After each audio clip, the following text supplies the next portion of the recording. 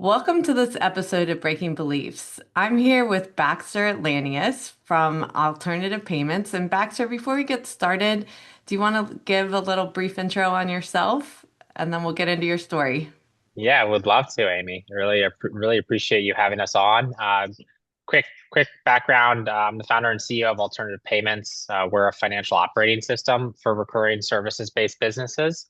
So think IT services, field services, commercial services, and ultimately, really the core problem that we're solving is businesses today get paid in a quite archaic manner. So they may be Hmm. receiving checks, they may be manually invoicing, they may be having a challenging time to collect, and our core software product automates that workflow. So super excited to be here and excited to run it through. Awesome. Yeah. So looking forward to hearing more about that. We'll get started with your story. So just wanted to start off with where you grew up, what your parents did for a living, just a little background on yourself there. Yeah, definitely. So I grew up in Manhattan in New York City, which a lot of people are like, Wow. WTF, how Yeah. the heck did you grow up in a big city in the Big Apple? Um, it was an interesting childhood. My parents were divorced when I was about 5 years old, and I grew up with my mom, but my dad was very relevant and in my life. A lot of my friends' parents all were in kind of the finance industry. My dad ran a very small real estate business. My mom worked for a big Fortune 500 company, and business was always kind of a little bit a part of my life, as were sports. So I grew up really focused on an assortment of sports, but then I gained a passion for lacrosse. Mm. Um, I played lacrosse in high school. I played lacrosse in college, and probably in college and university started to have a passion for just running a business. When I was a freshman in college, I started my first company, which was a lacrosse camps business, keeping with my passion in sports. And it was an amazing opportunity to teach children and teach kids how to play lacrosse, a sport that gave me so much. I ran that business for about 6 or 7 years, and then transitioned into more of a business operations role, and started working with business owners and operating businesses, and then went to an investing role, and then started alternative payments 6 years ago, based off of a core problem that we saw in the market around this, archaic invoicing, billing, and payments workflow. I have one brother, uh, two half siblings, one no three half siblings, and then I married little boy, 4.5 years old, 4.5 months old, Oh, and a congrats. dog. So So okay, let's go back to you growing up in New York City. So how did that work as far as going to school and playing with friends? I don't think I've ever met anyone that grew up in New York City in Manhattan. yeah, so your playing field is basically your apartment, and the Okay. neighbors complain all the time because I'm throwing balls against the wall, Yeah. and that was like what I basically did as a kid. And I went to a school, probably 15 blocks away from my apartment. Did you walk 25, there yeah, or 2,500 square foot apartment. I walked there with my mom or dad. Uh, there were two buildings, which Mhm. were obviously attached to many other buildings, as buildings are in Manhattan. One was more of an academic building. One was an athletic building. Mm. Obviously, different types of rooms and different types of structures. And then we drove out to fields called Randall's Island, to play sports. Um, but it was, it's one of those great experiences once you start becoming social and socializing with other schools, because the world's kind of your oyster. Many of your friends live 3 blocks away, 4 blocks away. You go and grab a pizza, you go to play laser tag, or you go to get a burger. Like, everything's very, very convenient. And then you have Central Park, which is a massive park, and resource for many kids growing up in Manhattan. Yeah. So those walks to school, um, if you think about walking to school with your parents, is there any conversations that stood out or any experiences from those? Because I don't think everyone gets that opportunity to walk with their parents each day. Yeah. I mean, it's no, I think about it as, there are all these parallels in terms of the way in which people are brought up and, it doesn't matter if you're in Kansas or Omaha or San Francisco or New York City or Los Angeles or Austin, Texas or Dallas, right? I mean, that type of relationship can take place on the street walking. It could take place Yeah. in a car, right? Like I have a lot of friends who grew up out of New York, and the way they passed time with their parents oftentimes was like, let's go take a drive, right? Yeah. But like you don't just that's not what happens in Drive Manhattan. in You New York. take, Yeah. you take a walk. And that's an opportunity to obviously bond with your parents and build relationships with them. Um, but I think that the big difference is just the amount of space. And so you need to figure out, I think as a family, and now I'm figuring this out for my own family, how do you operate without as much space as other people do, and how does Hmm. that impact what you offer to your family, right? If they don't have a backyard, if you can't just let your dog out the door and go to the restroom, like what does that lifestyle kind of look like? And is that the lifestyle that you want to provide for your family, or is that not the lifestyle that you want to provide for your family? And many people, make the decision to leave Manhattan and go into the suburbs, and of which there are many, and commute back into New York for a whole host of different reasons. I think, it's also a little bit of the education scene, right? Public private school in Manhattan versus public private school in many of the suburbs is quite drastic and has Hmm. many different differences. Um, there there are a lot of single sex schools, private schools in Manhattan, which is also quite unique relative to a lot of different places. But it really got interesting and wild when we were in like eighth grade, because this whole social scene just accelerates so significantly. And it's not like, you need your parents to drive you to somebody's house. Like you take the elevator down to the lobby of your apartment building, and then you can go out and do whatever heck you want to do, and nobody knows really where you are. Yeah, yeah, yeah. Yeah, that there's a sense of independence that you're getting way earlier than probably a lot of kids.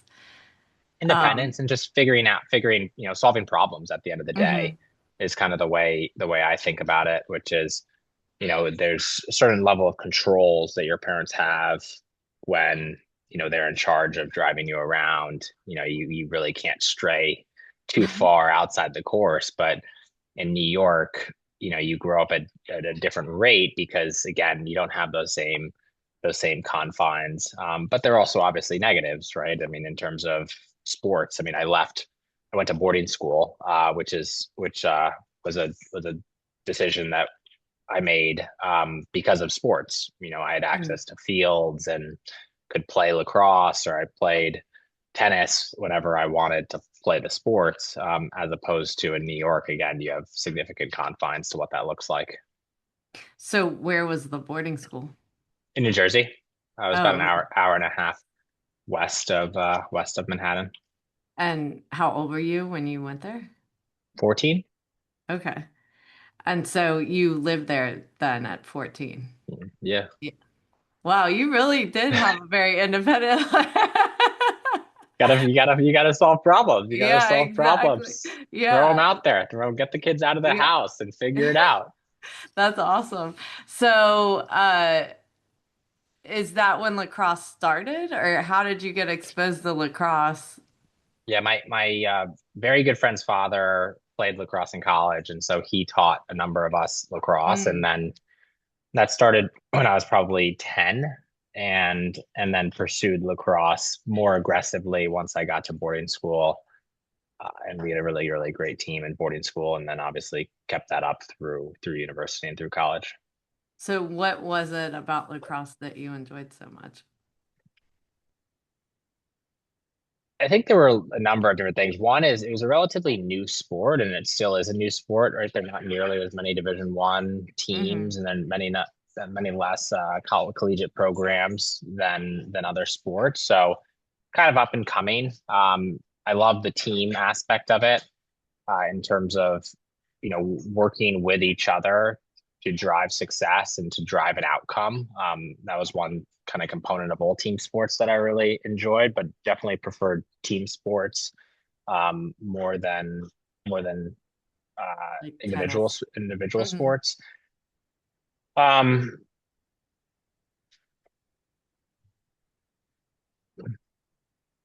I don't know. I guess I was kind of good at it, so that helped. Uh, Yeah. I don't know. I'm not exactly sure. Yeah.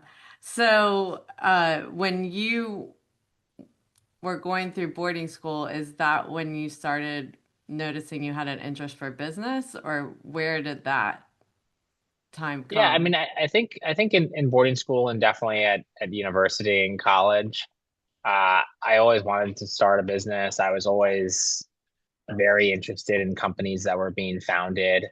I kept up, like, there's a news company called TechCrunch. I read Hmm. TechCrunch a lot in terms of understanding like what companies were getting funding and why were they getting funding. And slowly really I built an interest for, this whole dynamic of building something. Hmm. The challenge that I always faced, I think through high school and college and career wise is like when is the right time to build something, right? When is the Hmm. right time to go out on your own? Do you have the skill set that's required to be successful? And and I think that was the key piece of the puzzle that I was trying to solve. I think a lot of this accelerated in college because I started this lacrosse camps program and saw this opportunity where the lacrosse was an up and coming sport. There was getting much more traction in the market, but there was no camp in New York City.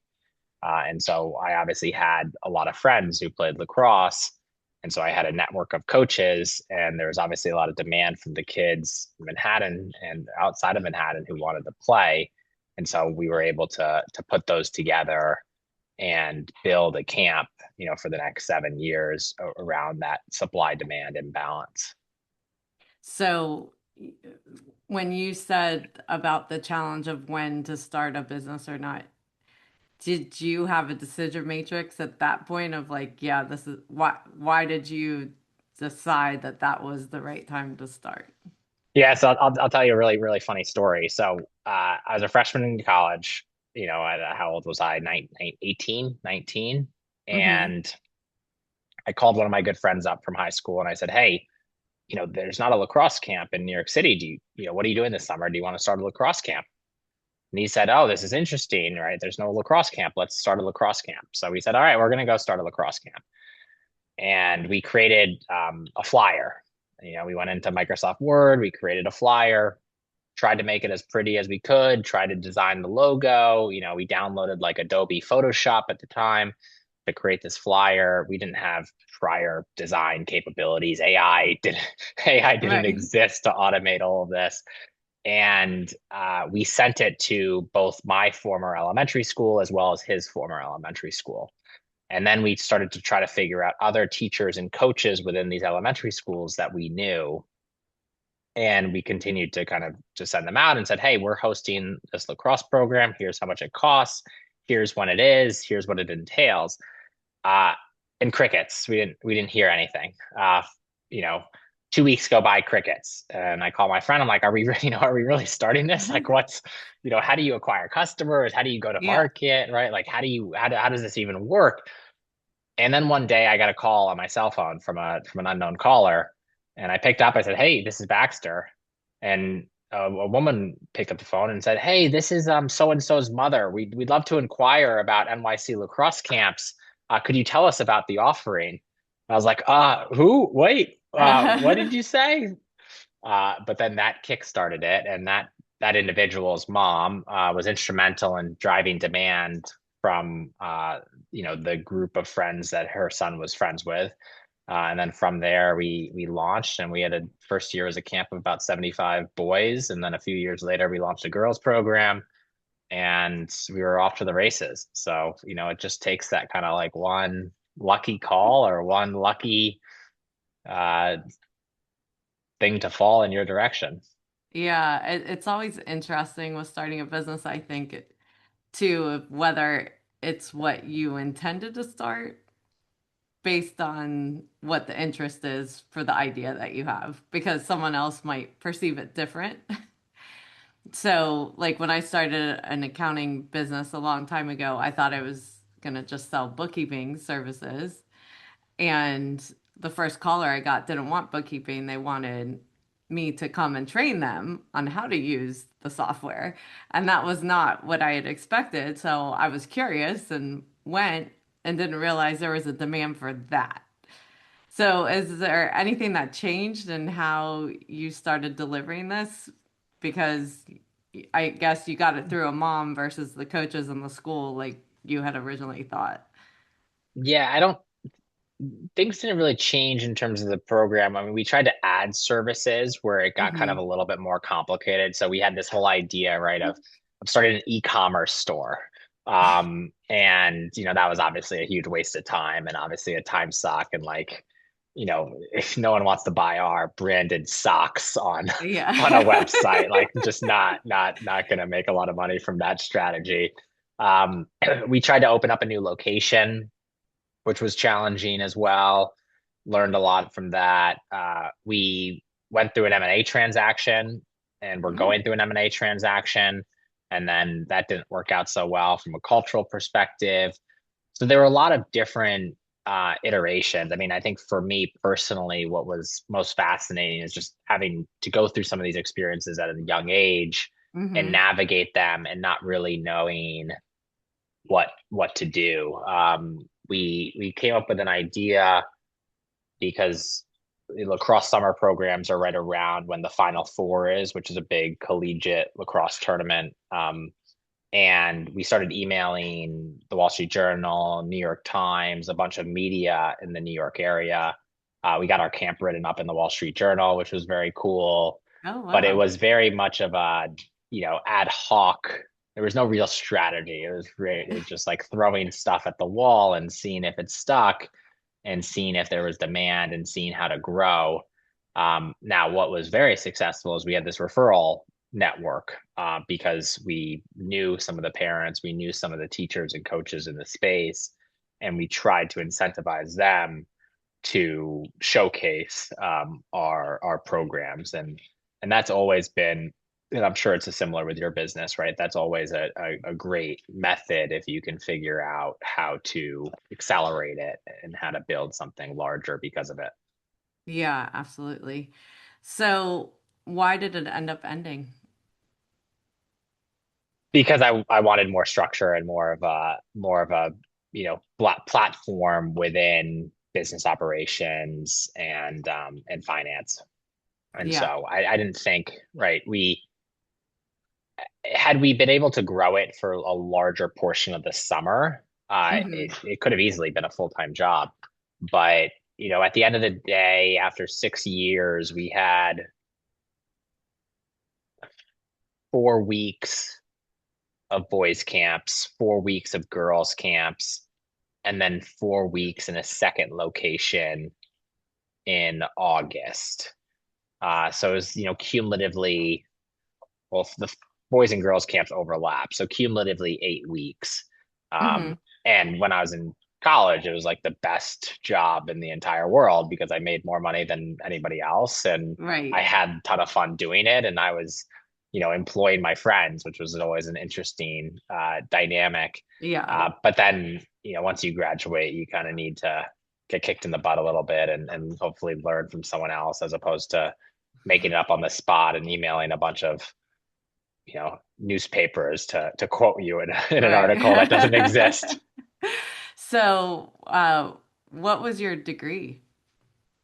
I majored in finance. So I went to an undergraduate business school called Lehigh University, Hmm. which actually has a very, very strong accounting program. So a lot of my peers majored in accounting. and went off to get their CPA and then work for the Big Four. But I Hmm. decided to major in finance and then go into business and finance. Oh, okay.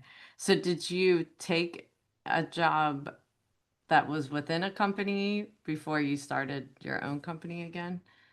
Yeah, so then I worked at three different companies for the next 9 years, uh, either operating businesses or investing in businesses throughout that time period, and both small businesses, $10 million, and very large businesses, so multi-billion dollar companies. Hmm. So what was it about what you're doing now? Like what started it? What was the idea behind it, or where'd you get it from? Yeah, I mean, what we kept seeing is that all of these companies that I've ever worked with, including going back to my lacrosse camps business, just couldn't get paid, and we Hmm. couldn't figure out how to automate the workflow. So going back to my lacrosse camps business, people used to drop off checks at my apartment building, and that's how they would pay for a week session. And we would check the mail every single day, and we'd Yeah. see, hey, did this person check? And then we had a checklist, and we went down their names and we checked them off the list. And then once we accumulated enough checks, we would then go to the bank, and we had a banker, and we'd go to the banker and say, hey, these are all checks, and they'd scan them and confirm that they were real checks. Luckily, no checks bounced. So that was always very positive when we knew we had money in the bank. And Funny thinking then about that now. I mean it's And you'd have to wild, like take people to small claims because they wouldn't like replace the check. totally. Or the kid goes to Yeah. camp and then a week later the check bounces.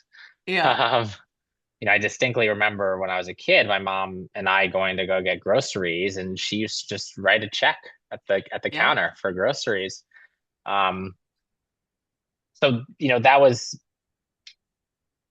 2010, 2011, and then I started working with, I mean, my lacrosse camps business was quite a small business, less than $100,000 of revenue.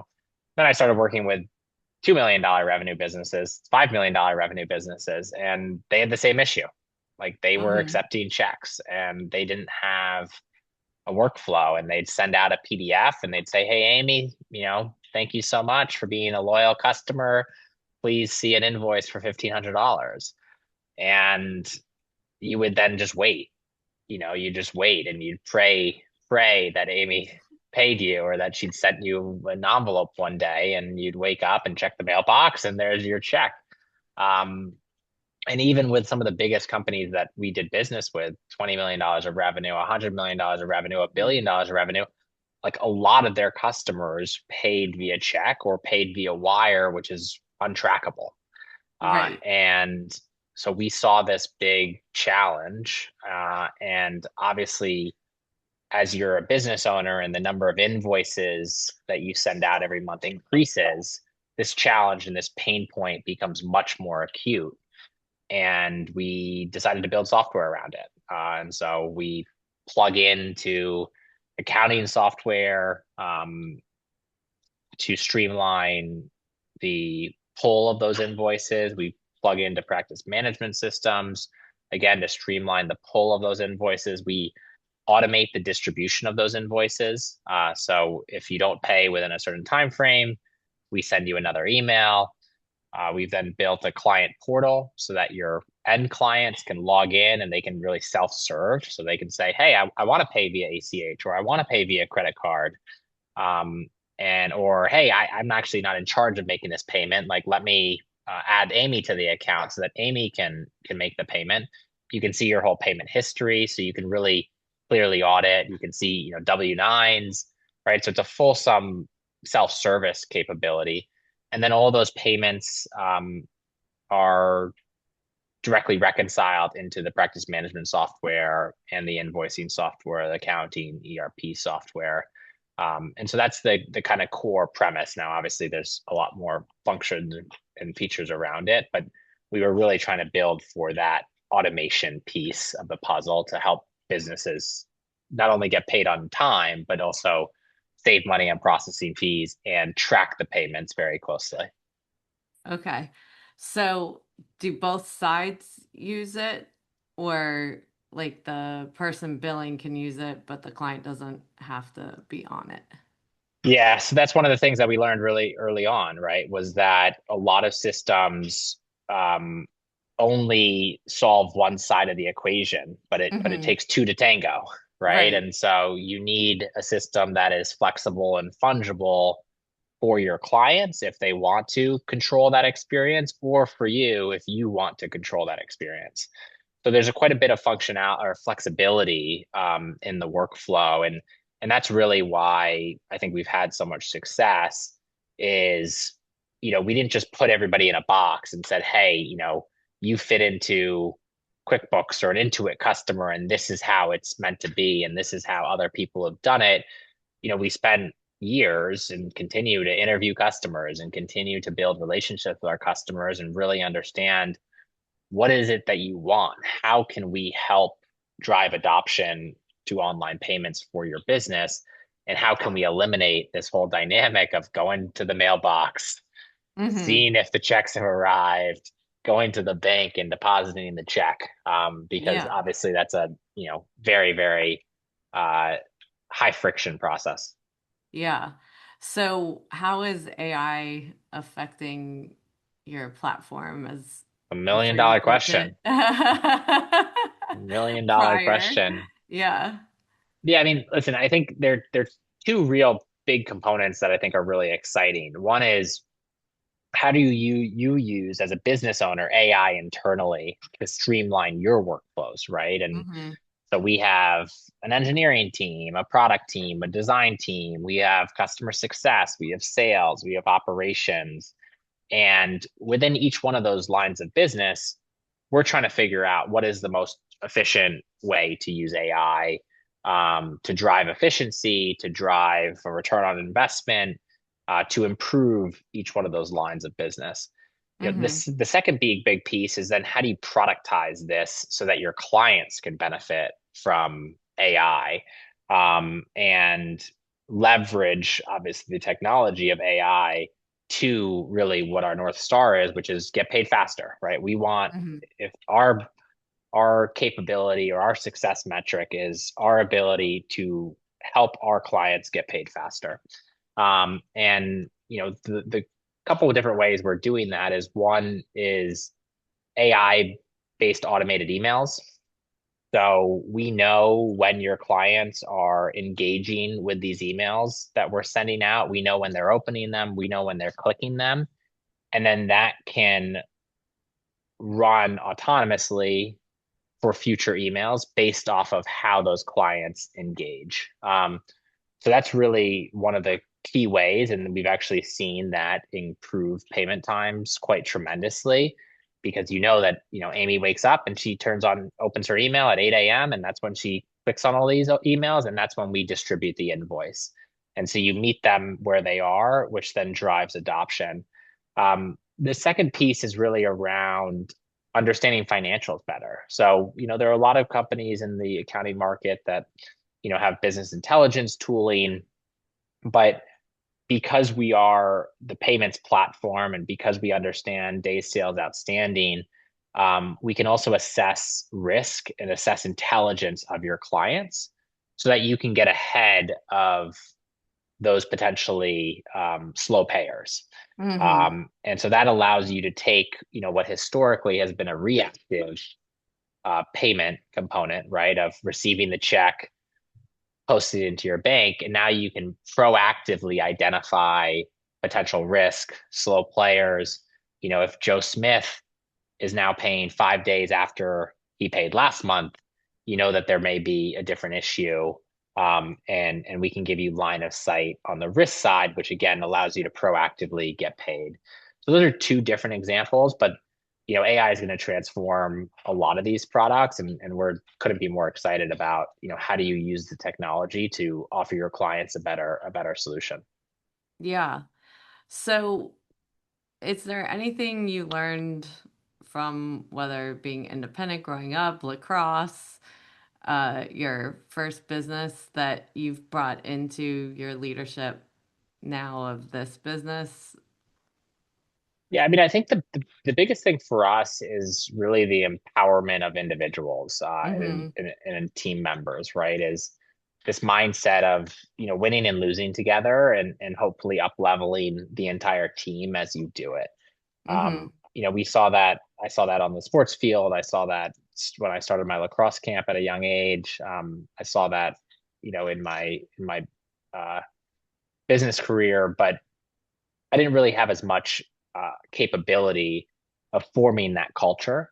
And so I think we're really proud of promoting probably in like the last year, like 8 people to the kind of next phase of their careers and the next area Hmm. that they want to be in. The other piece of the puzzle for us is really aligning what people want to do with what they're good at. And Hmm. so, we try to empower people to uh, push us into the position that they want to be in and how they want to spend their time, as opposed to where we think that they should spend their time. And so, trying to meet in the middle to put people in the right position to be successful is another kind of key component of our business and where we've had success. So important because you can have the same job title across the line, but there's people, there's technical people, same job title, but important to know what drives them from an energy perspective so you get the most out of them. Well, and oftentimes I think within corporate America is you follow a trajectory of a specific career, but you don't necessarily have the ability to pivot. And, Right, I saw this for my own career. I mean, even when I was running the lacrosse camps business, like after a few years, I woke up and I was like, what am I doing? Like I right. kind of want to go work for somebody else and learn from somebody else. And luckily it was a small business, so it's not like I had to sell it and go through this whole song and dance. And lucky there wasn't a lot of money in it, or else that would also Hmm. be challenging to tie somebody down. But you need to have the ability to, I think, pivot and do something else that maybe you're passionate about. And so many of the times, you start a career when you're 21, 22, and 10 years later, you're 31 and you're still in the same seat. And you wake up and you're like, well, I don't want to be in sales, or I don't want to be in customer success, or I don't want to be an accountant, right? Like, there's got to be another Yeah, another option. yeah.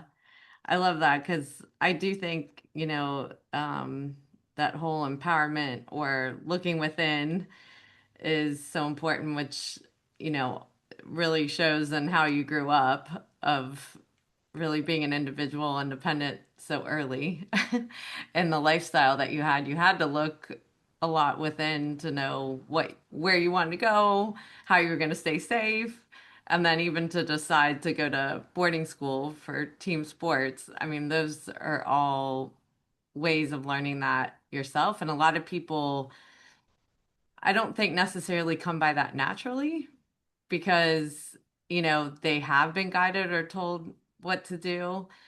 And so, really being able to develop that skill of looking within of what really does drive you. Not everybody takes time to do that. Totally. Totally. And Yeah. I think a lot of people, right, you show up to university or college on day one and now you're all of a sudden alone and you're like, oh my God, I need to figure this out. And Yeah. people often say that, the first year is a struggle because a lot of people are trying to figure out how to show up to class on time. Yeah. Because now they have that independence and their mind is blown. They're like, oh my God, my mom and dad are not here to tell me to go to class. This is revolutionary. Exactly. So I like to end with some rapid fire questions. So you pick a category, either family and friends, money, spiritual, or health. Family, friends. Okay. Things or actions I don't have that I want to have with my family and friends.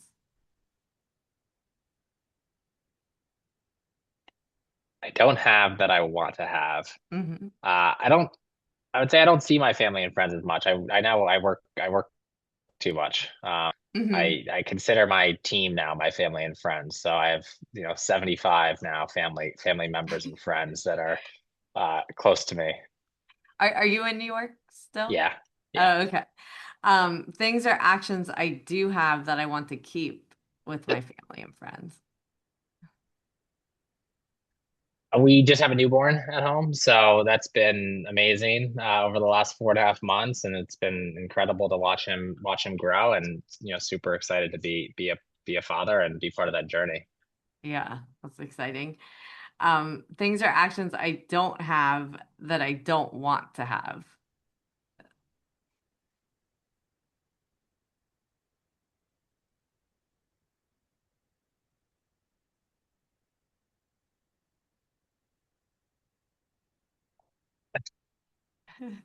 I don't have that I don't want to have. Um,